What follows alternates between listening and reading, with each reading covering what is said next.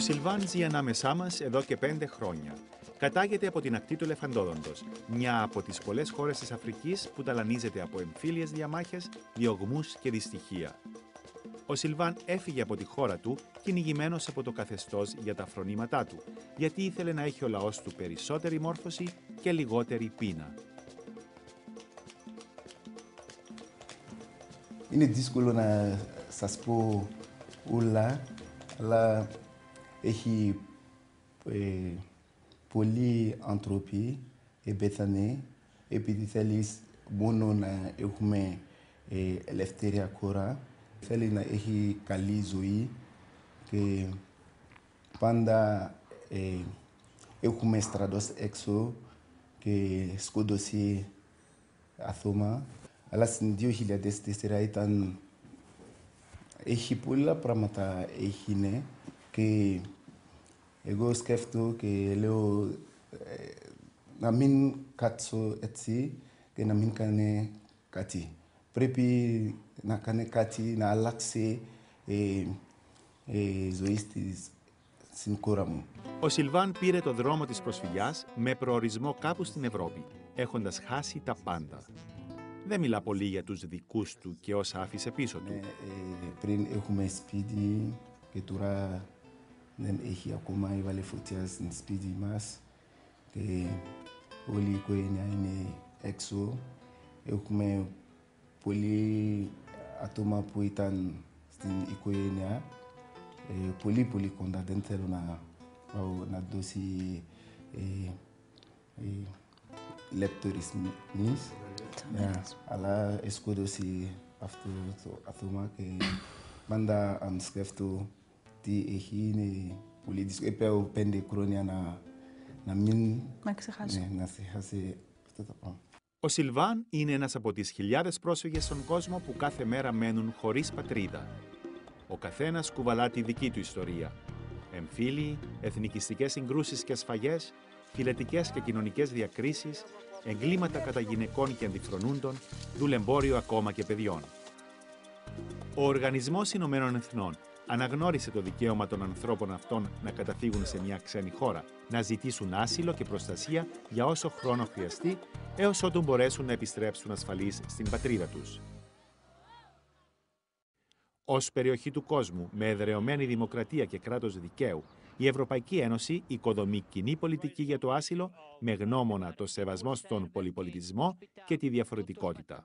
Με έργα προωθεί τη δυνατότητα να αποκτήσει ο κάθε πρόσφυγας μια πλήρη θέση στις ανοιχτές ευρωπαϊκές κοινωνίες, στην οικονομική, κοινωνική και πολιτιστική δραστηριότητα, σε κάθε έκφραση της καθημερινής ζωής. Ο Σιλβάν έφτασε στην Κύπρο το 2005, νομιζόμενος ότι βρισκόταν στα παράλια της Γαλλίας. Οι πρώτες ημέρες ήταν πολύ δύσκολες. Ήταν πολύ δύσκολο. Πολύ δύσκολο, επειδή πρώτο ήμουν έξω, κοιμήθηκα έξω 2 εβδομάδες και πολλές φορές δεν έχω κάτι φαγητό, και δεν ξέρω κανένα να πάω να σε ρωτήσει κάτι και ύστερα πάμε στην εκκλησία, καθολική εκκλησία και είναι εδώ, έχουμε μια φορά φαΐ κάθε μέρα. Η μεγαλύτερη αλλαγή στη ζωή του ήταν όταν γνώρισε τη Μαρία. Λοιπόν, με τον Σιλβάν γνωριστήκαμε μέσω μιας κοινής μας φίλης, μια βραδάκι που είχαμε βγει έξω, πήγαμε σε ένα μπαρ. Στην αρχή ήμασταν φιλικά, σαν άνθρωπος μου φάνηκε πολύ ενδιαφέρον, πολύ καλός, πολύ έξυπνος, με χιούμορ. Τελικά κάναμε σχέση. Αραβωνιαστήκαμε, παντρευτήκαμε. Εντάξει, στους γονείς μου, για τον κόσμο δεν με ενδιαφέρει τι λένε. Για τους γονείς μου λίγο να χώνομουν, αλλά τελικά ήταν εντάξει. Ο Σιλβάν και η Μαρία είναι ένα διαφορετικό ζευγάρι από τα περισσότερα στην Κύπρο. Έχουν όμως ακριβώς τις ίδιες έγνοιες για τη ζωή, τις ίδιες αντιλήψεις για την κοινωνία. Είναι διαφορετικοί μόνο γιατί είναι μοναδικοί. Εγώ δεν το βλέπω σαν κάτι διαφορετικό, βλέπω το ίδιο.